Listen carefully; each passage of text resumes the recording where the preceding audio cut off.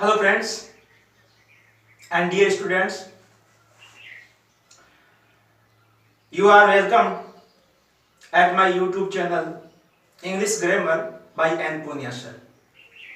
As you know, we were talking about the basic concept of English grammar in previous video.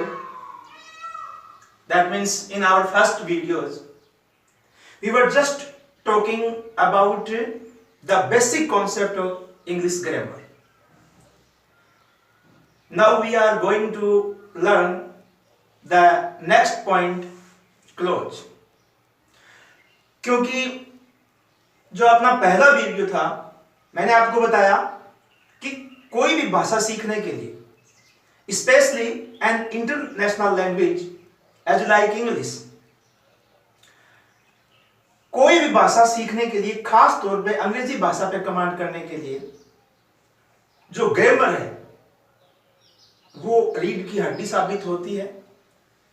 एक भाषा को सीखने में व्याकरण का अतुलनीय एक योगदान होता है और उसके बगैर हम भाषा पे पकड़ नहीं कर सकते. अब सवाल ये था, अपन ने पहले वीडियो में भी ये पढ़ा कि भाषा पे पकड़ कैसे, भाषा की बजाय ग्रामर पे पकड़ कैसे की जाए, भाषा से पहले व्याकरण पे पकड़ कैसे की जाए. तो व्याकरण की शुरुआत हमने बेसिक कॉन्सेप्ट से की है, यानी वो छोटी छोटी बातें जो आगे चल करके पूरी व्याकरण पर कमांड करने के लिए बहुत कारगर साबित होने वाली हैं, वो हम अपने इस वीडियोस में सीख रहे हैं.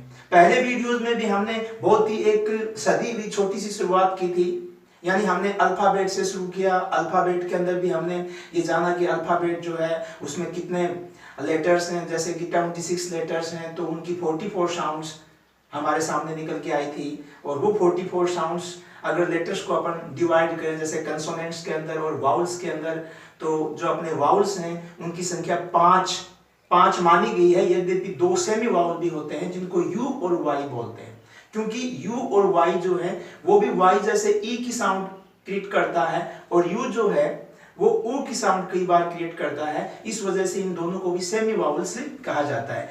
लेकिन ये जो इनको अगर अपन हटा भी दें तो 5 जो अपने पास वाउल हैं उनसे और 20 जो साउंड्स हैं वो क्रिएट होती हैं. और इधर जो शेष अपने 21 कॉन्सोनेंट्स जो बच गए थे वो और 24 जो साउंड्स हैं वो क्रिएट करते हैं.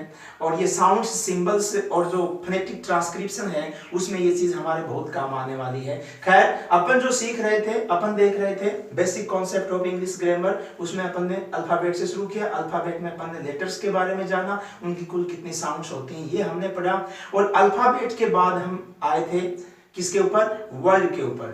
और वर्ड क्या है? एक कॉम्बिनेशन होता है किनका? लेटर्स का, लेकिन उसका मीनिंगफुल होना बहुत ही जरूरी है. और फिर अपन ने वर्ड के बारे में थोड़ा रिवाइज कर रहा हूं मैं पीछे वाला वीडियो, और जो वर्ड है उसके बारे में भी हमने पढ़ा. जैसे कि वर्ड जो है वो अकॉर्डिंग टू देयर सिलेबल, और सिलेबल क्या है ये भी मैंने आपको बता दिया था. सबसे छोटी इकाई होती है एक शब्द की. अकॉर्डिंग टू सिलेबल शब्द हमारे पास जो थे वो 3 प्रकार के थे, जैसे मोनोसिलेबिक, बाइसिलेबिक और पॉलीसिलेबिक. सिलेबल का मतलब एक स्वर ध्वनि. एक शब्द के अंदर जितनी स्वर ध्वनियां होती हैं उसके अंदर उतने ही सिलेबल होते हैं. तो हमने वर्ड के बारे में पिछले वीडियो के अंदर डिटेल से पढ़ा था. और फिर वर्ड के बाद हम फ्रेज पे आ गए थे. फ्रेज एनालिसिस भी हमने किया था MHM के अंदर. फ्रेज क्या है? फ्रेज शब्दों का एक समूह है. A phrase is a group और combination of words with a meaning but not complete नहीं होता, और without a subject and predicate. Clause और फ्रेज में यही फर्क है कि फ्रेज के अंदर सब्जेक्ट और प्रेडिकेट नहीं होता. और मैं आपको बता दूं कि किसी सेंटेंस की जो मेजर बातें होती हैं, किसी सेंटेंस की जो मेजर एलिमेंट्स होते हैं, मेजर पार्ट्स होते हैं, वो सब्जेक्ट और प्रेडिकेट ही है. यानी बिना सब्जेक्ट और प्रेडिकेट के वाक्य का निर्माण नहीं हो सकता. तो जो इधर अपन ने फ्रेज को पढ़ा था, तो फ्रेज में सब्जेक्ट और प्रेडिकेट नहीं था. हालांकि शब्दों का समूह हो सकता है, कॉम्बिनेशन ऑफ वर्ड्स हो सकता है, बड़ा हो सकता है. जैसे मैंने पहले वीडियो में बताया, जैसे at the highest peak of the mountain. Sentence नहीं है, ये काफी लंबा है, शब्दों का समूह है, लेकिन हम इसको सेंटेंस नहीं कह सकते. क्यों?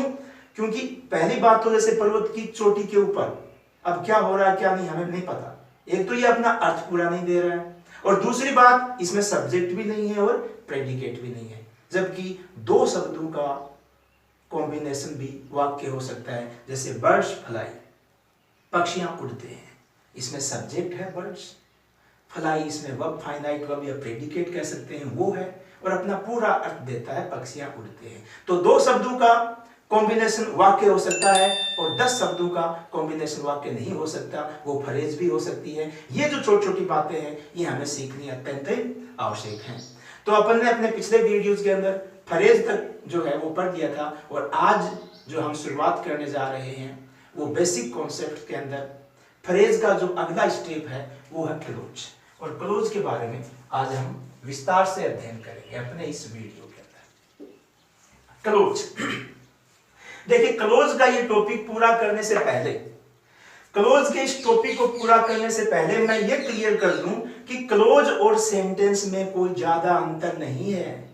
बहुत सी बार हमें ये बात देखने को मिलती है कि कई स्टूडेंट्स इस बात को लेकर के कंफ्यूज हो जाते हैं कि क्लोज और सेंटेंस में क्या फर्क है भाई, क्योंकि a clause is also a combination और group of words with a subject and a predicate and a complete meaning, या फिर यूं कहें मीनिंगफुल सेंस। इसका पूरा अर्थ भी होता है, इसमें सब्जेक्ट और प्रेडिकेट भी होता है, और शब्दों का समूह होता है, और यही चीज सेंटेंस के अंदर है। तो फर्क क्या है? फर्क देखिए ये है, जब अपन इसको डिटेल से पढ़ेंगे ये कितने प्रकार का होता है, तब सेंटेंस और क्लोज में फर्क जो है वो भी स्पष्ट हो जाता है। लेकिन मैं थोड़ा बता भी दूं कि क्लोज जो है इसको उपवाक्य कहते हैं, फ्रेज जो है उसको हिंदी में वाक्यांश कहते हैं। वो वाक्य का अंश होता है। जो पिछले वीडियोस में अपन ने फ्रेज के बारे में पढ़ा था, फ्रेज वाक्यांश है, और वाक्यांश का मतलब वाक्य का अंश, यानी फ्रेज जो है वो वाक्य का पार्ट होता है, और वो एज ए कॉम्प्लीमेंट के रूप में कार्य करता है, यानी कॉम्प्लीमेंट पूरा को कहते हैं, वो वाक्य को पूरा करता है, इसीलिए वाक्य का अंश होता है। और क्लोज जो होता है इसको हिंदी में अपन उपवाक्य कहते हैं, यानी ये किसी वाक्य का उपवाक्य होता है। और खास करके किसका उपवाक्य होता है? कंपाउंड और कॉम्प्लेक्स सेंटेंस के अंदर। क्योंकि आगामी वीडियो में नेक्स्ट कल जब अपन सेंटेंस के बारे में पढ़ेंगे, यानी क्लोज के बाद, तब हमें पता चलेगा कि सेंटेंस जो होता है वो अपने अर्थ के मुताबिक 5 प्रकार का होता है, यानी there are 5 kinds of sentences according to their meaning और अकॉर्डिंग टू देयर स्ट्रक्चर। अगर संरचना की बात करें, बनावट की बात करें, तो वो 3 प्रकार का होता है, सिंपल सेंटेंस, कंपाउंड सेंटेंस और कॉम्प्लेक्स सेंटेंस। अब आपका जो सिंपल सेंटेंस है वो एक क्लोज ही होता है। एक सिंपल सेंटेंस में और क्लोज में कोई फर्क नहीं होता। लेकिन जैसे ही आप कंपाउंड और कॉम्प्लेक्स सेंटेंस बनाओगे तो वो 2-2 क्लोज का या 3-3 क्लोज का कॉम्बिनेशन होगा, और उसमें एक मेन क्लोज होगा जो आपका सेंटेंस कहलाएगा, और बाकी जो बचते हैं वो क्लोज कहलाते हैं। और ये क्लोज कितने प्रकार के होते हैं, क्या होते हैं, इस वीडियोस में अपन पूरे के पूरा क्लोज के बारे में पढ़ने जा रहे हैं। तो लेट्स स्टार्ट, चलिए शुरू करते हैं। पहले क्लोज को परिभाषित मैं कर दूं। क्लोज क्या है देखिए, ए क्लोज इज ए ग्रुप और combination of words. A clause is a group of words which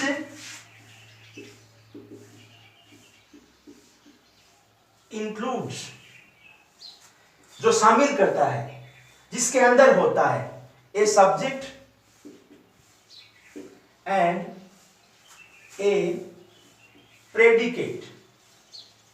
predicate को आप ब्रैकेट में फाइनाइट वर्ब भी कह सकते हो। आगामी वीडियोस में आपको मैं बताऊंगा कि ये फाइनाइट और नॉन फाइनाइट या इनफिनिटिव्स क्या होते हैं। फाइनाइट वो होती है that can be changed according to their subject, जो अपने वाक्य के अनुसार बदल जाए। बदलने का मतलब वर्ब 5 प्रकार की होती है।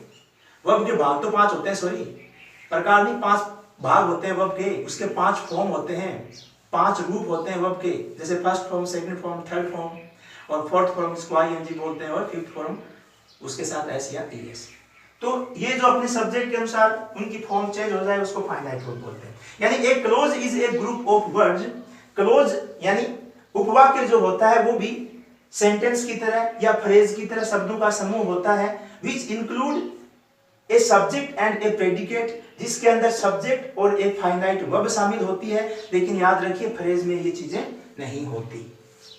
अब इसके बाद अगर अपन देखें कि इसका सब्जेक्ट जो है वो अगर क्लोज, यानी यूं कहें मैन क्लोज अगर है, एज ए सेंटेंस ही अगर है, तो उसमें आपको सब्जेक्ट देखने को मिलेगा पक्का।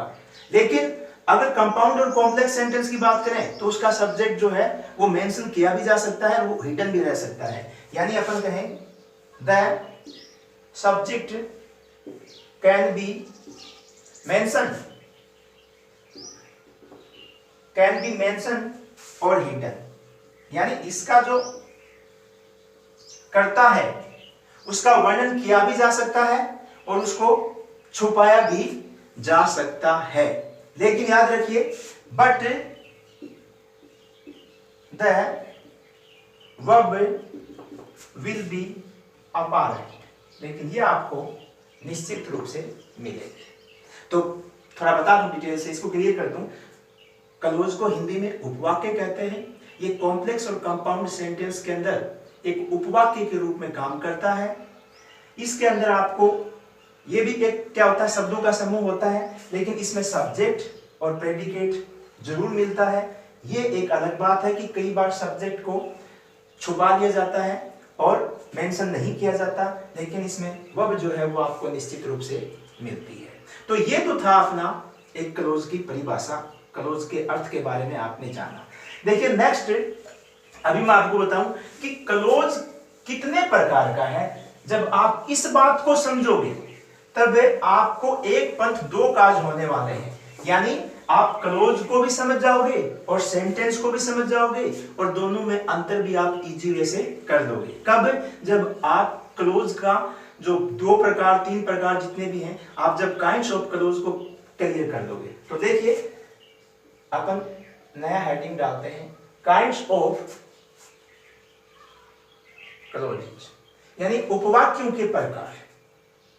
उपवाक्यों के प्रकार, उपवाक्य कितने प्रकार के होते हैं, बहुत ही इजी वे में आपको बता रहा हूं कि देखिए there are mainly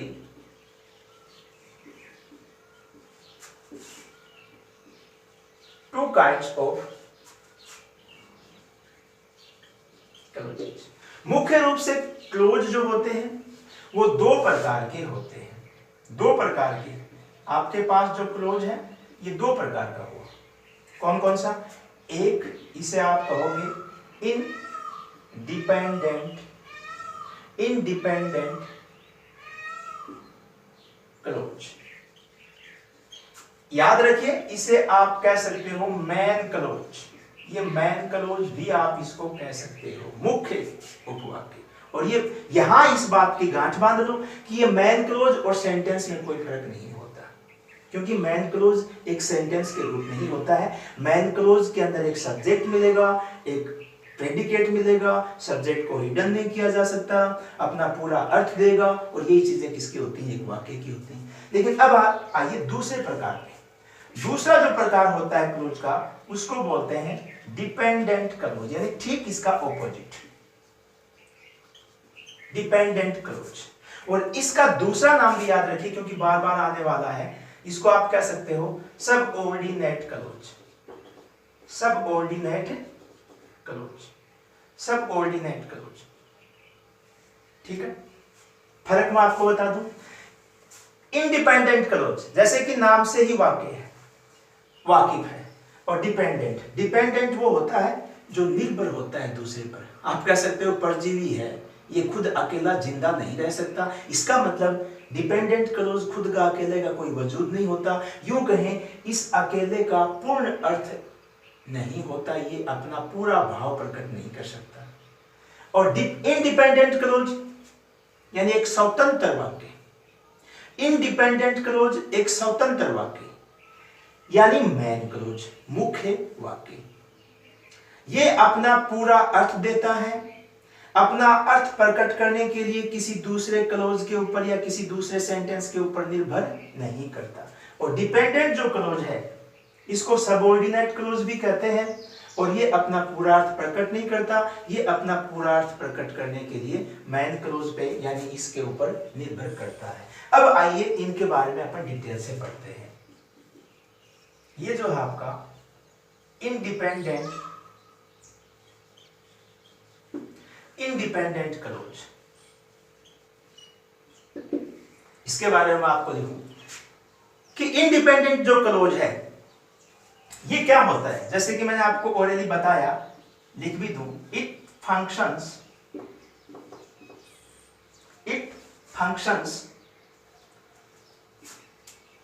on its own, यानी ये अपने खुद पर निर्भर होकर के कार्य करता है, ये अपने आप पर निर्भर रहता है। It functions on its own to make a meaningful sentence, यानी it functions on its own to make a meaningful sentence, यानी एक पूर्ण अर्थ वाला वाक्य बनाने के लिए ये अपने आप पर निर्भर करता है, किसी दूसरे की इसको जरूरत नहीं होती। इसीलिए याद रखिए, इसीलिए it looks like a regular sentence, इसीलिए ये एक नियमित वाक्य की भांति प्रकट होता है। कहने का मतलब अब इसमें और एक सेंटेंस में कोई फर्क नहीं होता। इंडिपेंडेंट क्लोज अपने आप में एक सेंटेंस ही होता है। अब देखो, अब ये काम कहां आता है, तो क्योंकि साथ साथ आप सेंटेंस भी सीख रहे हैं, याद रखना इस बात को, क्योंकि सेंटेंस जो मैंने आपको बताया वो अर्थ के मुताबिक कितने हुए, यानी according to meaning the sentences are 5 kinds of, और वो कौन कौन से हैं अर्थ के मुताबिक। आपने नरेशन के टॉपिक में जरूर पढ़ा होगा 10th क्लास के अंदर, 12th क्लास के अंदर, कि जो 5 प्रकार के सेंटेंस अपने मीनिंग के अकॉर्डिंग होते हैं वो होते हैं असर्टिव, जिसमें दोनों शामिल होते हैं, एफर्मेटिव और negative. Assertive, interrogative, imperative, optative और एक्सक्लेमेटरी। क्लियर? लेकिन ये इतने जटिल भी नहीं है और इतने इंपॉर्टेंट भी नहीं है, क्योंकि ये इजी वे में सीखे जा सकते हैं। दिक्कत कहां पैदा होती है? दिक्कत पैदा होती है जो स्ट्रक्चर के अकॉर्डिंग जो सेंटेंस होते हैं। कहने का मतलब according to structure, according to building, संरचना के मुताबिक, अपने निर्माण के अनुसार there are 3 kinds of sentences, और वो है सिंपल सेंटेंस, कंपाउंड सेंटेंस और कॉम्प्लेक्स सेंटेंस। सिंपल सेंटेंस जो है आप उसको इंडिपेंडेंट क्लोज कह सकते हो, क्योंकि सिंपल सेंटेंस जो है वो एक प्रकार का क्या होता है, रेगुलर सेंटेंस ही होता है। और डिपेंडेंट जो क्लोज है, डिपेंडेंट क्लोज, ये किसके काम में आता है? डिपेंडेंट क्लोज काम में आता है कॉम्प्लेक्स सेंटेंस बनाने के लिए, और जब दो आप साधारण वाक्यों को जोड़ते हो तब बन जाता है कंपाउंड सेंटेंस। खैर, इंडिपेंडेंट क्लोज के बारे में आगे अपन और पढ़ते हैं कि इंडिपेंडेंट जो क्लोज है ये क्या काम आता है। तो इसके आगे आप इतना और नोट कर लीजिए कि इंडिपेंडेंट क्लोज यानी रेगुलर सेंटेंस, इसी क्रम में मैं आगे लिखूं, to independent clauses. Two independent clauses can be connected. Two independent clauses can be connected. दो इंडिपेंडेंट वाक्यों को जोड़ा जा सकता है, किस लिए? To make a compound sentence. एक कंपाउंड वाक्य बनाने के लिए दो इंडिपेंडेंट, फिर बता रहा हूं, खुद पर स्वतंत्र, अपना पूरा अर्थ देने वाले आजाद दो वाक्यों को, दो उपवाक्यों को जोड़ करके एक कंपाउंड सेंटेंस बनाया जाता है। और ये जोड़े किससे जाते हैं, इस बात को मत भूलिएगा, बाई, ये जोड़े जाएंगे कोऑर्डिनेट कंजक्शन से और ये जोड़े जाएंगे सबऑर्डिनेट से। सेंटेंस बाई कोऑर्डिनेट कंजक्शंस कह दो या कोऑर्डिनेटर्स कह दो, जैसे ये होते हैं and, but, yet, so, nor, और etc एक्सेट्रा। अब देखो फिर मैं अपनी बात पे आ रहा हूं और फिर से क्लियर कर रहा हूं कि क्लोज मुख्य रूप से दो प्रकार के हुए, इंडिपेंडेंट यानी मैन क्लोज स्वतंत्र वाक्य, और डिपेंडेंट यानी परजीवी जो दूसरे पे निर्भर करते हैं यानी सबऑर्डिनेट क्लोज। दो प्रकार के हो गए। अब अपन बात कर रहे थे किसके बारे में? इंडिपेंडेंट क्लोज के बारे में। ये स्वतंत्र वाक्य होता है, it depends on its own, ये अपने खुद पे निर्भर करता है, and produce a complete meaningful sentence, और एक पूर्ण अर्थ वाला वाक्य देता है। There will be a subject and a predicate, यहां आपको एक सब्जेक्ट भी मिलेगा और एक फाइनाइट वर्ब भी मिलेगी। The subject can't be hidden, और इसमें सब्जेक्ट को छिपाया भी नहीं जा सकता। देयरफॉर इसीलिए the independent sentence looks like a regular sentence, इसीलिए आप इसको वाक्य ही कह सकते हो। अब इनका बनता क्या है? बनता क्या है? क्योंकि इधर आपके जो सेंटेंस हैं वो तीन प्रकार के होते हैं, सिंपल, कंपाउंड और कॉम्प्लेक्स। तो ये जो है इंडिपेंडेंट क्लोज, ये कंपाउंड सेंटेंस को बनाने के काम में आते हैं। याद रखिए, specially first grade and in second grade जो मेजर टॉपिक है वो होता है ट्रांसफॉर्मेशन का, और ट्रांसफॉर्मेशन का मतलब होता है बदलाव, परिवर्तन।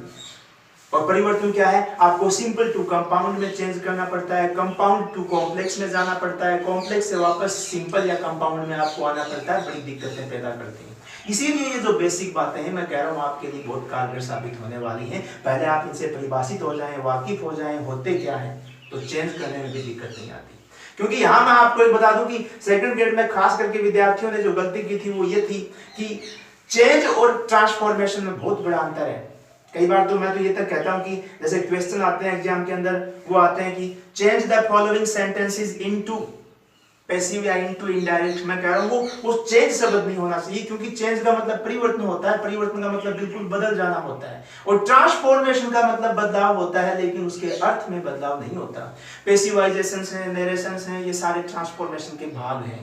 जैसे कि आपने एक एक्टिव के वाक्य को कहा कि मैंने एक पक्षी को पेड़ पर देखा, I saw a bird on the tree. आप जब इसका पैसिवाइजेशन करोगे तो आप कहोगे a bird was seen on the tree by me, कि एक पक्षी पेड़ के ऊपर मेरे द्वारा देखा गया। पूरा वाक्य बदल जरूर गया, लेकिन इसके अर्थ में कतई परिवर्तन नहीं हुआ। और ऐसा ही डायरेक्ट इनडायरेक्ट में होता है, वाक्य बदल जाता है, उसका स्ट्रक्चर बदल जाता है, उसका ढांचा बदल जाता है, लेकिन उसका अर्थ अगर नहीं बदलता, उसी को ट्रांसफॉर्मेशन कहते हैं, चेंज नहीं कहते। तो ये चेंज, जब ट्रांसफॉर्मेशन जब अपन करेंगे तब ये चीजें आपके बहुत काम में आने वाली हैं। तो इंडिपेंडेंट क्लोज क्या हुआ? एक दो इंडिपेंडेंट क्लोज को जोड़ करके आप एक कंपाउंड सेंटेंस का निर्माण कर सकते हो, और वो जुड़ते किससे हैं? बट से, यट से, एंड से, नोर से, और से, इन चीजों से वो जुड़ते हैं। अब देखिए, मैं इनका बहुत ही सटीक सा एग्जांपल मैं आपको बताऊं कि सिंपल सेंटेंस क्या हुआ, कंपाउंड सेंटेंस क्या हुआ, और इंडिपेंडेंट क्लोज क्या हुआ। जैसे यहां मैं लिखूं एक बात कि I like to eat rice, बिल्कुल सिंपल सा एक सेंटेंस मैंने लिखा है, I like to eat rice, मैं चावल खाना पसंद करता हूं। आप इसको क्या कहोगे भाई? ये सिंपल सेंटेंस है, एकदम सरल वाक्य है, इसमें कोई जोड़ तोड़ गुणा भाग नहीं है, बिल्कुल सरल वाक्य है, simple sentence. I like to eat rice, ये सिंपल सेंटेंस है। और याद रखिएगा, इसी सिंपल सेंटेंस को आप क्या कह सकते हो? Independent clause. ये तो मैंने आपको बता ही दिया। Independent clause looks like a regular sentence, तो आप इसको सिंपल सेंटेंस कह दो, या फिर आपको इंडिपेंडेंट या मैन क्लोज आप इसको कह सकते हो। लेकिन क्या काम आता है ये? कंपाउंड सेंटेंस बनाने के लिए इनसे जुड़ करके। जैसे इसी बात को मैं यूं कहूं कि I like to eat rice and I like to eat wheat. अब ये दो वाक्य हो गए, जरा ध्यान दीजिए, दोनों वाक्य आजाद हैं बिल्कुल शेर की तरह। अगर आप इसको हटा लोगे तो इसकी सेहत पे कोई फर्क नहीं पड़ने वाला, और इसको अगर इस वाक्य से हटा लोगे तो इसकी सेहत पे कोई फर्क नहीं पड़ने वाला, क्योंकि ये अपना एक पूरा अर्थ दे रहा है और ये अपना एक पूरा अर्थ दे रहा है। लेकिन ये इन कोऑर्डिनेटर से जुड़ गया, एंड कोऑर्डिनेटर, या फिर यूं कहें जो कोऑर्डिनेशन कंजक्शन एंड है, इससे इसको जोड़ दिया गया है, और ये जब पूरा वाक्य बन गया तो इसको आप कहोगे कंपाउंड वाक्य या कंपाउंड सेंटेंस। ये आपका कंपाउंड सेंटेंस हुआ। इसी प्रकार बट से जुड़ सकता है। जैसे मैं एक सेंटेंस और लिखूं कि I want to buy a car, ठीक है, फुल स्टॉप नहीं, फिर मैंने बट से जोड़ दिया, but I have not sufficient या इनफ मनी। अब ये देखिए, अब आप बट को हटा लो बेशक, ये एक पूरा वाक्य है, पूरा अर्थ दे रहा है अपना एकदम। जब आगे वाला देखोगे ना आप डिपेंडेंट क्लोज, तब फर्क साफ हो जाएगा एकदम। ये कह रहा है I want to buy a car, मैं एक कार खरीदना चाहता हूं। भाई पूरा वाक्य है, कहीं कोई इसमें फर्क नहीं है, कहीं इसमें अधूरापन नहीं है। और आई हैव नॉट मनी, मेरे पास पैसा नहीं है, ये भी पूरा वाक्य है, कहीं कोई इसमें किसी प्रकार का कोई हिडन मीनिंग इसमें नहीं है, पूरा अर्थ दे रहा है। और बट से जुड़ गया तो ये क्या हो गया, विरोधाभास हो गया कि मैं गाड़ी खरीदना चाहता हूं लेकिन मेरे पास पैसे नहीं है, तो ये भी क्या हुआ, कंपाउंड सेंटेंस। तो आपने एक बात को अगर गौर किया हो तो मैं आपको बता दूं कि ये जो इंडिपेंडेंट क्लोज हैं, ये एक प्रकार से वाक्य ही होते हैं, अपना पूरा अर्थ देते हैं। दोनों इनमें सब्जेक्ट भी मिलेगा, प्रेडिकेट भी मिलेगा, और इनको दो को जब इनको ऑर्डिनेटर से जोड़ते हैं तो कंपाउंड सेंटेंस ये बना देते हैं। खैर ये यहीं पे खत्म हुआ। अब याद रखिए, हम पढ़ रहे थे क्लोजेज, और क्लोज अपने पास दो प्रकार के थे। हमने एक तो पढ़ लिया, कौन सा, मैन क्लोज या फिर इंडिपेंडेंट क्लोज यानी स्वतंत्र वाक्य। अब आ जाइए दूसरे पर, दूसरे पे आ जाइए। दूसरा जो है आपका, दूसरा प्रकार अपन ने देखा था वो क्या है, डिपेंडेंट। डिपेंडेंट और सबऑर्डिनेट क्लोज, ये उससे ठीक उल्टा है। और वाक्य तीन ही प्रकार के होते हैं ना, सिंपल, कंपाउंड। सिंपल वाक्य होता है या इंडिपेंडेंट क्लोज होता है, मैन क्लोज होता है। कंपाउंड दो को जोड़ने से बन जाता है कोऑर्डिनेटर से। लेकिन ये इंपॉर्टेंट है और ये थोड़ा सा जटिल भी है, क्यों, क्योंकि खुद तीन प्रकार का हो जाता है, डिपेंडेंट और सबऑर्डिनेट क्लोज। ये क्या होगा, पहले इसको परिभाषित करें तो पहले वाले से ठीक उल्टा कर दो, पहले वाले से क्या कर दो, ठीक उल्टा कर दो। कैसे, डिपेंडेंट क्लोज, जैसे वो क्या था, ऑन इट्स आउन, और ये क्या होता है, ये खुद पर निर्भर नहीं होता है, यानी ये इसको, ये फंक्शन अपने आप पर निर्भर होकर नहीं करता है। Dependent clause can't function on it's आउन, ये अपने आप पर निर्भर नहीं होता। क्यों, देखिए, बिकॉज इट डिपेंड्स, ये निर्भर करता है इसीलिए डिपेंडेंट बोलते हैं। Because it depends on main clause to complete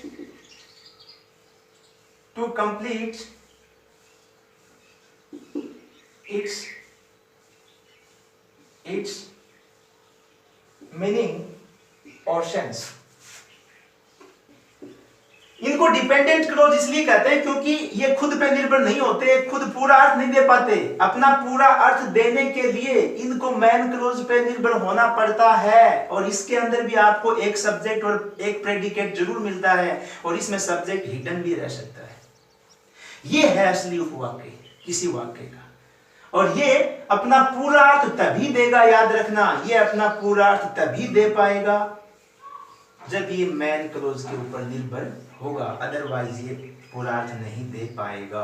अब देखिए, जैसे मैं आपको बताऊं, इनका 3 प्रकार के होते हैं, इनको बाद में डिवाइड करेंगे। पहले इनका एग्जाम्पल बताऊंगा तो आपको डिपेंडेंट क्लोज और इंडिपेंडेंट क्लोज में फर्क जो है वो साफ हो जाएगा।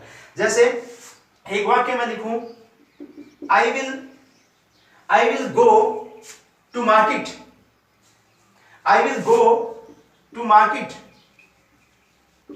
अब ये देखिए, if you come with me, ये है। अब यहां आपको बिल्कुल स्पष्ट हो जाएगा कि I will go to market, इसमें सब्जेक्ट है, प्रेडिकेट है, सब्जेक्ट और प्रेडिकेट है, तो ये अपने आप में क्या है, एक पूरा वाक्य है, अपना पूरा अर्थ दे रहा है। तो ये तो हुआ इंडिपेंडेंट क्लोज। इंडिपेंडेंट क्लोज को आप कह सकते हो मैन क्लोज, ठीक है जी।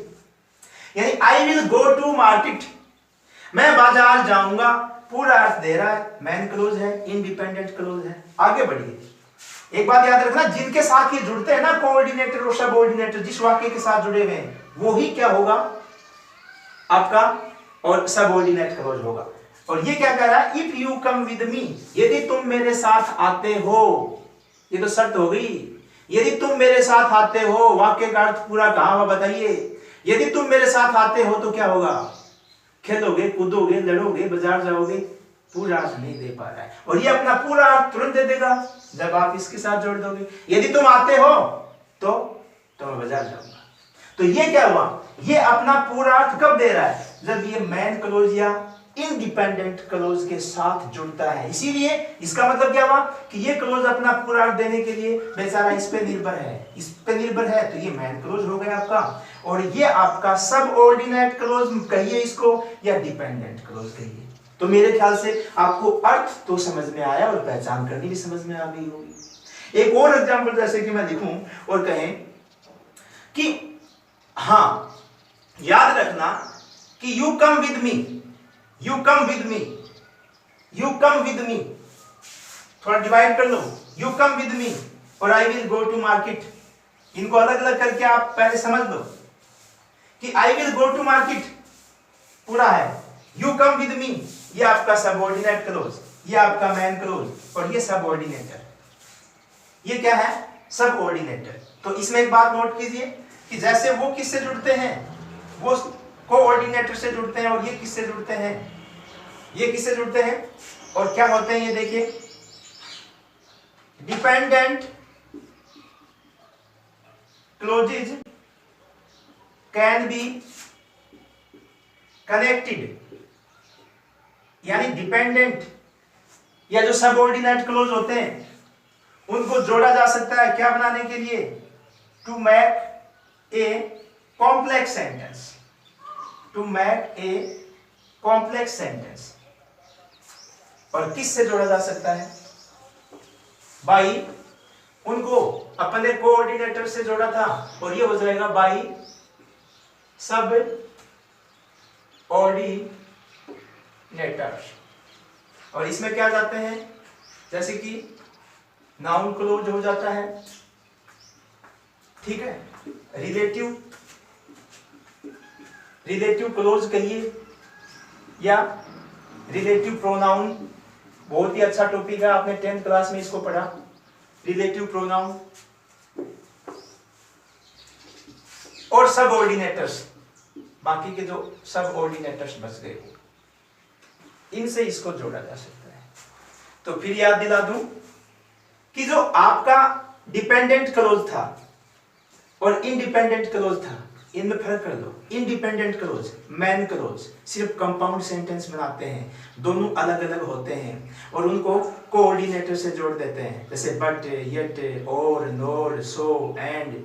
और बीच वाले कोऑर्डिनेटर को हटा भी दोगे तो उसमें दोनों वाक्य अपना पूरा अर्थ देते हैं। डिपेंडेंट क्लोज पे आ जाइए, इसको सबऑर्डिनेट क्लोज भी बोलते हैं। और इनको सबऑर्डिनेटर से जोड़ा जाता है, जैसे कि यहाँ पर ने इफ से जोड़ा था उस वाक्य को, इनको सबऑर्डिनेटर से जोड़ा जाता है। इसमें एक मैन क्लोज होता है यानी इंडिपेंडेंट क्लोज, और दूसरा जो होता है वो होता है डिपेंडेंट क्लोज। और डिपेंडेंट क्लोज खुद अपना अर्थ पूरा नहीं दे पाता जब तक वो मैन क्लोज से नहीं जुड़ता है। अब यहां देखो अपना ये पहले वाला कॉम्प्लेक्स सेंटेंस ही था, अगर इसका और निर्माण करें अपन, ठीक है, जैसे कि यहां पे मैं कहूं कि I no a boy whose father is a doctor, यानी मैं एक लड़के को जानता हूं जिसका पिताजी चिकित्सक है। आई नो ए बॉय, ये पूरा साफ सुथरा है, सब्जेक्ट है, प्रेडिकेट है, पूरा अर्थ दे रहा है, किसी पे निर्भर नहीं है, किसी पे डिपेंड नहीं है और किसी की इसको जरूरत नहीं है। तो ये हुआ आपका क्या, इंडिपेंडेंट क्लोज, मैन क्लोज। और यहां आ जाइए, whose father is a doctor, जिसका पिताजी एक चिकित्सक है। अभी किसका, ये अपना पूरा अर्थ तभी देगा जब ये इस पर निर्भर होगा। इसीलिए ये तो हुआ आपका क्या हुआ, मैन क्लोज। और ये हुआ आपका अब जो आप पढ़ रहे हो दूसरा प्रकार, डिपेंडेंट क्लोज या सबऑर्डिनेट क्लोज। समझ में आ गए? तो ये किससे जुड़ा है, जैसे मैंने अभी बताया रिलेटिव क्लोज, ये रिलेटिव प्रोनाउन से जुड़ा है। और ये रिलेटिव प्रोनाउन एक बहुत इंपॉर्टेंट टॉपिक है जो 10th क्लास में लगता भी है, यानी who, whose, whom, what, that, which, where, when, जब इनसे दो वाक्य जुड़ते हैं तो वो रिलेटिव प्रोनाउन कहलाता है। तो ये क्या हुआ आपका सबऑर्डिनेट क्लोज, यानी ये हुआ आपका डिपेंडेंट क्लोज और ये हुआ आपका इंडिपेंडेंट क्लोज। तो इस प्रकार से यहां हमने क्या कर लिया है, यहां हमने दोनों प्रकार के वाक्यों को पढ़ लिया। कौन कौन से, इंडिपेंडेंट क्लोज और डिपेंडेंट क्लोज। अब थोड़ा सा जो इसमें बचा है वो थोड़ा सा बचा है, लेकिन सबसे इंपॉर्टेंट बचा है। यहां तक मुझे भरोसा है आपका क्लियर हो गया है, लेकिन अगर आप इन चीजों को और क्लियर कर देते हो तो ये क्लोज से आप पूर्णतः वाकिफ हो जाओगे। तो फिर से थोड़ा रिमाइंड कर दूं, क्लोज आपके दो प्रकार के हुए, इंडिपेंडेंट और डिपेंडेंट। इंडिपेंडेंट को आप मैन क्लोज कहते हो, अपने आप में पूर्ण अर्थ देते हैं, स्वतंत्र होते हैं और दोनों मिलकर के कंपाउंड सेंटेंस बनाते हैं। अब आ जाइए दूसरे पर, डिपेंडेंट जो क्लोज है इनको सबऑर्डिनेट क्लोज भी कहते हैं। और ये मिलकर के यानी मैन क्लोज के साथ ये मिलकर के क्या बनाते हैं, कॉम्प्लेक्स सेंटेंस बनाते हैं। अब आपका जो डिपेंडेंट क्लोज जो था, यानी डिपेंडेंट क्लोज, या फिर इसको क्या कहोगे आप, सबऑर्डिनेट क्लोज। सबऑर्डिनेट क्लोज याद रखिए, ये खुद किसी कॉम्प्लेक्स वाक्य के अंदर तीन प्रकार से कार्य करता है, यानी ये तीन प्रकार का हो सकता है। आप कहोगे कि इंडिपेंडेंट क्लोज के तो कोई प्रकार नहीं थे क्योंकि वो तो स्वतंत्र हैं, उनको तो किसी प्रकार से काम करने की जरूरत ही नहीं है, वो तो सिर्फ कोऑर्डिनेटर से जुड़े तो कंपाउंड सेंटेंस बन गया, हट गए तो दोनों आजाद हैं, जुड़ गए तो भी दोनों पूरे अर्थ दे रहे हैं।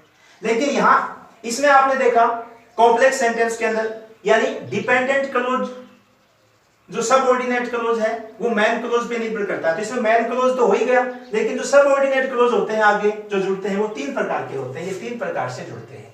तो थोड़ा सा इसके बारे में और जान लीजिए। ये तीन प्रकार के कौन कौन सा, नाउन क्लोज, ठीक है, दूसरा एडजेक्टिव क्लोज और तीसरा एडवर्ब क्लोज। आपको वाक्य का पूरा ऑपरेशन करना सीखना है, क्योंकि अगले वीडियोस में अपन जब सेंटेंस पढ़ेंगे तब अपन क्लोज एनालिसिस कहिए उसको या सेंटेंस एनालिसिस कहिए सपोक का, उसके बारे में पढ़ेंगे। तो आप पूरे सेंटेंस को यूं बिखेर सकते हो और बता सकते हो कि इसमें कौन सी चीज क्या है, मतलब कौन सा वर्ड एडवर्ब है, कौन सा एडजेक्टिव है, क्या नाउन है, क्या प्रोनाउन है, ये सारी चीजें, सब्जेक्ट कहाँ है, प्रेडिकेट कहाँ है, ऑब्जेक्ट है तो वो डबल है या फिर इनडायरेक्ट है या डायरेक्ट है, कॉम्प्लीमेंट है तो वो भी कौन सा है, यानी कोई फ्रेज कॉम्प्लीमेंट के रूप में आई है तो वो भी कौन सी है, सब्जेक्टिव कॉम्प्लीमेंट है, ऑब्जेक्टिव कॉम्प्लीमेंट है। इन सब चीजों की जानकारी हमें होना बहुत ही जरूरी है। लेकिन इसके लिए ये चीजें भी जानना बहुत जरूरी है कि डिपेंडेंट क्लोज या सबऑर्डिनेट क्लोज, एक कॉम्प्लेक्स सेंटेंस के अंदर जो सबऑर्डिनेट क्लोज होता है वो खुद भी तीन प्रकार का होता है। एक तो होता है नाउन क्लोज, एक एडजेक्टिव क्लोज और एक एडवर्ब क्लोज, यानी आगे जो दूसरा वाक्य जुड़ता है ना कोऑर्डिनेटर से, वो ये तीन प्रकार का हो सकता है। और याद रखिए कि उस वाक्य में जो जो सबऑर्डिनेट क्लोज एक नाउन की तरह कार्य करेगा, वो नाउन क्लोज जो एडजेक्टिव की तरह काम करेगा वो एडजेक्टिव क्लोज और एडवर्ब की भांति काम करेगा, वो एडवर्ब क्लोज कहलाएगा। नाउन क्लोज, नाउन मुख्य रूप से क्या काम आती है याद रखना, इसकी बिल्कुल छोटी सी पहचान भी मैं आपको बताऊंगा कि नाउन क्लोज है वो किसी वाक्य में या तो सब्जेक्ट की भूमिका निभा सकता है या ऑब्जेक्ट की भूमिका निभा सकता है, इसको आप दैट क्लोज भी कहते हैं। एडजेक्टिव जो क्लोज है वो सारे के सारे याद रखना रिलेटिव प्रोनाउन से बने होते हैं, यानी वो उस वाक्य की और नाउन को क्या करते हैं, परिभाषित करते हैं। एडजेक्टिव क्या होते हैं, एडजेक्टिव वो शब्द होते हैं that can qualify the noun in the sentence, और adverb that can qualify the verb in the sentence, और ये उस वाक्य में वर्ब को क्वालिफाई करते हैं। देखो इनका अगर एक एग्जांपल अपन देखें, नाउन क्लोज, नाउन क्लोज क्या होगा, that functions as a noun in a complex sentence। किसी कॉम्प्लेक्स वाक्य के अंदर जो नाउन की भांति कार्य करता है। यहां देखिए बड़ी अच्छी सी बात मैं आपको बताऊं, यहां मैं कहूं कि I know that you are a wrestler, मैं जानता हूं कि तुम एक पहलवान हो। अब ये तो आप समझ गए होंगे, देखो मैं पहले बता दूं, आई नो सब्जेक्ट और प्रेडिकेट, ये आपका पूरा वाक्य हो गया एक, और ये कौन सा वाक्य हो गया, इंडिपेंडेंट। इसका मतलब ये हो गया आपका मैन क्लोज, समझ गए। आगे बढ़िए, that you are a wrestler, कि तुम एक पहलवान हो, ये की आते ही वाक्य का अर्थ अधूरा हो गया, कि तुम एक पहलवान हो, पूरा अर्थ नहीं देगा। तो ये अपना पूरा अर्थ इससे जुड़ के देगा कि मैं जानता हूं कि तुम एक पहलवान हो, तो इसका मतलब ये पूरा अर्थ नहीं दे रहा है, तो ये हो गया आपका कौन सा, ये हो गया आपका डिपेंडेंट, या फिर अपन इसको कहें सबऑर्डिनेट क्लोज। बिल्कुल सीधी सी बात है, क्योंकि सब्जेक्ट और वर्ब तो इसमें भी है, जैसे ये क्रिया रही और ये सब्जेक्ट रहा, लेकिन ये इस सबऑर्डिनेट दैट क्लोज से जुड़ा है। अब याद रखो कि अब आपने बता दिया, आपसे कोई पूछे भी बताइए किस प्रकार का सेंटेंस है, सबसे पहले आपसे कोई पूछे किस प्रकार का सेंटेंस है, तो आप देखोगे सिंपल सेंटेंस तो ये है नहीं, क्योंकि इसमें तो दो सब्जेक्ट और दो वर्ब दी गई है। तो ये कंपाउंड होता है, कंपाउंड हो सकता है या फिर कॉम्प्लेक्स हो सकता है। फिर आप दिमाग लगाओगे भी कंपाउंड सेंटेंस तो वो होता है जो दो इंडिपेंडेंट क्लोज से मिलके बनता है, और कोऑर्डिनेटर यानी बट, येट, एंड, सो और फिर नोर और इनसे जुड़ता है, और दोनों को बीच वाले को हटा दिया जाए तो अपना पूरा अर्थ देता है। तो आपने सोचा कि ये तो पूरा अर्थ नहीं दे रहा है, इसीलिए ये कौन सा हुआ, कॉम्प्लेक्स सेंटेंस हुआ। यहां तक ठीक है, आपने कॉम्प्लेक्स सेंटेंस है ये भी बता दिया, आपने इनको डिवाइड कर दिया कि भाई ये मैन क्लोज है और ये आपका सबऑर्डिनेट क्लोज है। अब आपसे तीसरा सवाल ये किया जा सकता है कि ये सबऑर्डिनेट क्लोज है तो कौन से प्रकार का सबऑर्डिनेट क्लोज है, क्योंकि अभी मैंने बताया आपको कि सबऑर्डिनेट क्लोज आपके पास तीन प्रकार के हैं, नाउन क्लोज, एडजेक्टिव क्लोज और एडवर्ब क्लोज। देखिए ये किस प्रकार से काम कर रहा है इस वाक्य के अंदर, कि that you are a wrestler, कि आप पहलवान हो, किसको क्वालिफाई कर रहा है, आई को, यानी किसी व्यक्तिवाचक को। तो इसीलिए ये क्या हुआ, क्या हुआ, मतलब एडजेक्टिव होता, लेकिन ये ना तो इसको क्वालिफाई कर रहा है और ना ये इसको, नो को जानना, इसको क्वालिफाई कर रहा है। तो ये तो खुद नाउन के रूप में काम कर रहा है। इसकी पहचान ऐसे कर लेना, जो नाउन के रूप में काम करे, सब्जेक्ट होगा या फिर ऑब्जेक्ट होगा, तो इस पूरे वाक्य को अगर मान के चलो ना मैं, तो ये आपका सब्जेक्ट, ये आपकी वर्ब, और ये पूरा का पूरा जो सबऑर्डिनेट क्लोज है ये ऑब्जेक्ट। इसको पैसिवाइजेशन किया जा सकता है, जैसे that you are a wrestler हो गया, that you are a wrestler, ये ऑब्जेक्ट था पूरा, हमने सब्जेक्ट बना दिया, नाउन के रूप में था। ये प्रेजेंट सिंपल है तो पैसिव करोगे तो present simple will be change into is am are. You that you are a wrestler, कि तुम एक पहलवान हो, इज वर्ब की थर्ड फॉर्म कर दो, नॉन, और अब पैसिव वॉइस बनाने का हमें तो एक ही ढर्रा सिखा रखा है कि बाई लगा दो, तो देखिए हर शब्द के साथ बाई नहीं लगता, नॉन के साथ तो बिल्कुल भी नहीं, इसके साथ जुड़ेगा टू और आई का हो जाएगा मी। यानी that you are a wrestler is known to me, इसका मतलब इसका पैसिवाइजेशन हो गया। तो ये आपका कौन सा क्लोज था भाई, ये आपका नाउन क्लोज था। चलिए आगे बढ़िए, नाउन क्लोज के बारे में अपने पढ़ लिया। दूसरा आपके पास है adjective clause. Adjective clause, adjective clause क्या होगा, that functions as a adjective, इसमें इन ए कॉम्प्लेक्स सेंटेंस, यानी किसी कॉम्प्लेक्स सेंटेंस के अंदर जो एडजेक्टिव यानी विशेषण की भांति काम करेगा वो एडजेक्टिव क्लोज हो जाएगा। तो बताइए भी विशेषण खुद क्या होता है, एडजेक्टिव क्या होता है? Adjective is a word that can qualify the noun in a sentence, जो संज्ञा को परिभाषित करे, जो संज्ञा की विशेषता के बारे में कुछ एडिशनल इंफॉर्मेशन हमें दे।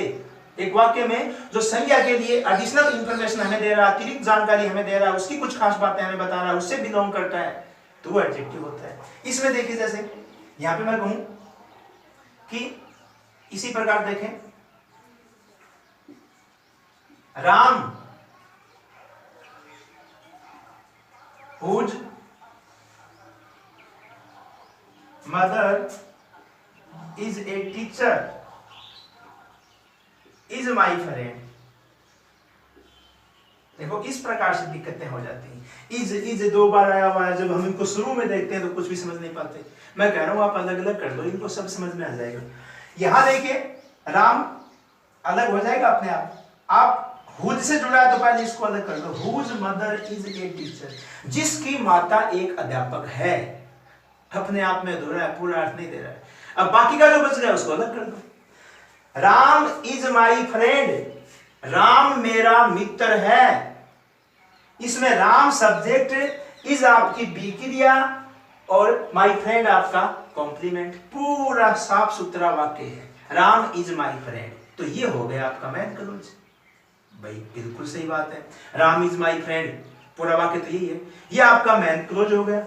और whose mother is a teacher, जिसकी माताजी एक अध्यापिका है। ये पूरा जिसकी, किसकी भाई, किसकी, पूरा वाक्य नहीं है, पूरा अर्थ नहीं दे पा रहा है, इसीलिए ये अधूरा अगर वाक्य है, पूरा अर्थ नहीं दे पा रहा है, तो इसका मतलब ये हो गया आपका डिपेंडेंट क्लोज। डिपेंडेंट क्लोज को आप कह सकते हो सबऑर्डिनेट क्लोज। तो अलग तो आपने कर दिया इसकी तरह। राम इज माई फ्रेंड, ये आपका मैन क्लोज हुआ। Whose mother is a teacher, ये आपका डिपेंडेंट या सबऑर्डिनेट क्लोज हुआ। आपने पहचान कर लिया, अलग अलग कर दिया, बहुत अच्छा किया। लेकिन तीसरा सवाल तो बाकी है। तीसरा सवाल आपसे पूछा जाए कि ये जो आपका सबऑर्डिनेट क्लोज है, बताइए भाई ये कौन से प्रकार का सबऑर्डिनेट क्लोज है? नाउन क्लोज है, एडजेक्टिव क्लोज है या एडवर्ब क्लोज है? तो नाउन क्लोज मैंने आपको बता दिया, सब्जेक्ट या ऑब्जेक्ट की भांति होते हैं, उनका पैसिवाइजेशन किया जा सकता है। ये कौन सा क्लोज है? तो देखिए ना ये किसको क्वालिफाई कर रहा है, ये इज वर्ब है, इसको क्वालिफाई कर रहा होता तो एडवर्ब क्लोज हो जाता। और राम नाउन है, इसको क्वालिफाई कर रहा है तो नाउन को क्वालिफाई करने वाला एडजेक्टिव हो जाएगा। Whose mother is a teacher, जिसकी माँ अध्यापिका, किसकी माँ भाई? राम की माँ। राम क्या भाई? नाउन। और जो नाउन को क्वालिफाई करेगा वो क्या होगा? वो क्या होगा स्टूडेंट्स बताइए? नाउन को क्वालिफाई करने वाला होता है एडजेक्टिव। तो ये आपका एडजेक्टिव क्लोज होगा। अब पूरी बात आप इसकी डिटेल, पूरी जानकारी इसकी दे सकते हो। Ram who is a teacher is my friend, कोई पूछे किस प्रकार का सेंटेंस है, आप तुरंत कहोगे कॉम्प्लेक्स सेंटेंस है। पूछा जाएगा क्यों है, क्योंकि इसमें राम इज माई फ्रेंड ये तो मैन क्लोज है, और whose mother is a teacher ये डिपेंडेंट क्लोज है, क्योंकि ये अपना पूरा अर्थ मैन क्लोज के साथ जुड़ के ही दे पा रहा है, इसीलिए ये कॉम्प्लेक्स सेंटेंस हुआ। तो कॉम्प्लेक्स सेंटेंस के अंदर Ram is a my friend ये आपका मैन क्लोज है और ये आपका डिपेंडेंट क्लोज है। फिर आपसे पूछे डिपेंडेंट क्लोज कौन से प्रकार का, तो आप कहोगे ये एडजेक्टिव क्लोज है, क्योंकि ये नाउन को क्वालिफाई कर रहा है। तीसरे में आ जाइए। तो तीसरा है आपका कौन सा? Adverb close. एडवर्ब क्लोज देखिए सीधी सी बात है, जो कॉम्प्लेक्स वाक्य के अंदर एडवर्ब की भांति काम करेगा वो क्या होगा? एडवर्ब क्लोज होगा। That functions as an adverb, that functions as an adverb in complex sentence.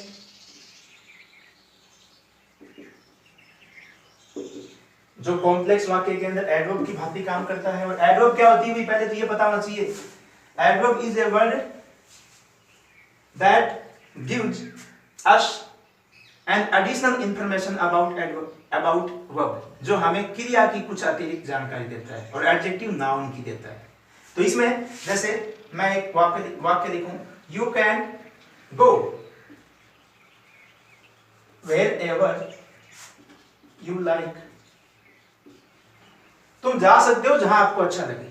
तुम जा सकते हो, तो इसमें सीधी सी बात है, you can go, subject, helping verb और verb. Modals are also helping verb, बड़ा अच्छा टॉपिक है, पढ़ेंगे बाद में। यू कैन गो, आप जा सकते हो, ये आपका पूरा वाक्य, इसका मतलब ये आपका क्या हुआ, मेन क्लोज हुआ। और वेयर एवर यू लाइक, जहां तुम्हें अच्छा लगे, जहां कहां भाई, ये आपका क्या हो गया, ये हो गया आपका सबऑर्डिनेट क्लोज। अलग कर दिया, जिसमें एक मेन क्लोज है, एक सबऑर्डिनेट क्लोज है, वो सारा क्या हुआ, कॉम्प्लेक्स सेंटेंस। वो कॉम्प्लेक्स सेंटेंस हुआ। अब कॉम्प्लेक्स सेंटेंस के अंदर ये जो सबऑर्डिनेट क्लोज था, ये किस प्रकार का क्लोज है, नाउन क्लोज है या एडवर्ब क्लोज है, एडजेक्टिव क्लोज है। तो देखिए, ना तो ये नाउन को क्वालिफाई कर रहा है और ना ये वर्ब को, सॉरी, ना ये नाउन को क्वालिफाई नहीं कर रहा है। आप जा सकते हो जहां तुम्हें पसंद लगे, जहां तुम्हें पसंद आए। जा सकते हो कहां, जहां, जाना कहां, जहां आपको पसंद आए। तो ये adverb of palace, adverb of palace हुआ। तो इसीलिए ये क्लोज कौन सा हुआ आपका, एडवर्ब क्लोज। तो आज अपन ने पढ़ा क्लोज के बारे में। लेटर से, अल्फाबेट से शुरू किया हमने। अल्फाबेट पढ़ा, वर्ड पढ़ा, फ्रेज पढ़ा, क्लोज पढ़ लिया। कल बड़े प्यार से पढ़ेंगे सेंटेंस के बारे में। तो कल का वीडियो भी आप देखना बिल्कुल ना भूलें। कल सेंटेंस के बारे में पढ़ेंगे। तो सेंटेंस और क्लोज में कोई ज्यादा फर्क तो होता ही नहीं, क्योंकि जो इंडिपेंडेंट और मैन क्लोज हैं वो तो रेगुलर सेंटेंस ही होते हैं। अब अगले वीडियो में हम इनका एनालिसिस करेंगे, और बड़ा सुंदर और जोरदार टॉपिक है। एनालिसिस किसमें होगा, सपोका में। एक क्लोज का यानी कि एक सेंटेंस का एनालिसिस सपोका में होता है। इसे कहते हैं डॉक्टर की तरह ऑपरेशन करना सेंटेंस का। और ये चीज जिसको आ गई वो ग्रामर में अटकेगा नहीं। मतलब एक सेंटेंस के अंदर सब्जेक्ट क्या है, प्रेडिकेट क्या है, ऑब्जेक्ट क्या है। अगर ऑब्जेक्ट है तो कितने प्रकार का है, दो प्रकार के होते हैं, इनडायरेक्ट ऑब्जेक्ट, डायरेक्ट ऑब्जेक्ट है। आपको बताना होगा कि इस वाक्य में कौन से प्रकार का आया है। कॉम्प्लीमेंट है तो कहां है, और कॉम्प्लीमेंट अगर ये है तो किस प्रकार का है। क्योंकि कॉम्प्लीमेंट भी आप कह सकते हो जैसे कि सब्जेक्टिव कॉम्प्लीमेंट, ऑब्जेक्टिव कॉम्प्लीमेंट, और एडवर्बियल्स या एडजंक्ट उसमें कौन सा लगा है। इस प्रकार एक एक शब्द को आप अलग अलग कर दो, ये हम कल पढ़ेंगे। और हाँ, सबके different teachers, different tutors have different kind of teaching way. सबके अलग अलग अंदाज होते हैं। आपको अगर मेरे ये वीडियोस पसंद आए तो मैं आपसे ये नहीं कहूँगा कि आप लाइक करें, शेयर करें, लेकिन आप मेरे को कमेंट करके जरूर बताएं कि आपको कैसा लगा। अगर आपको अच्छा नहीं लगा, अगर आपके समझ में नहीं आ रहा, तो आप निगेटिव जो फीडबैक है वो मेरे को दें, क्योंकि मैं निगेटिविटी से डरता नहीं हूँ। जिंदगी में याद रखना, negativity, criticise, failures, mistakes are the milestone of success. ये सफलता के और नींव के पत्थर साबित होते हैं। तो कल अपन पढ़ेंगे सेंटेंस और एनालिसिस, क्लोज और सेंटेंस। आज के लिए काफ़ी है। Thank you.